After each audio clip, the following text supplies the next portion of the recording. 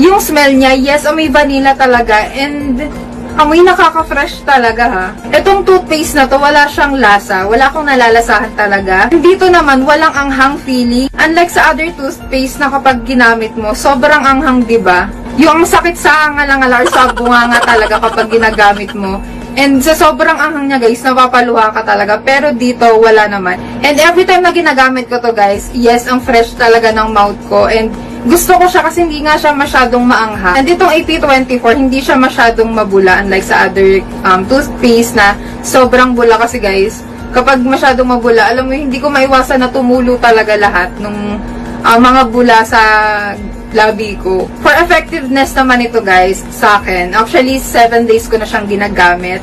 And I'm so happy sa nagiging result niya sa akin. Pero hindi pa siya totally sobrang puti ng ngipin ko. To be honest with you guys, yung teeth ko kasi hindi siya ganun kaputi or medyo yellowish siya. Kasi mahilig ako sa kape dati. So araw-araw ako nagkakape nung may pasok pa sa school. So, ayun. And in fairness sa product na to ha, medyo napapalighten niya na yung ngipin ko. Kasi guys, hindi ko talaga in-expect na puputi pa ng ganun yung ngipin ko. So, itutuloy ko yung paggamit ko nito.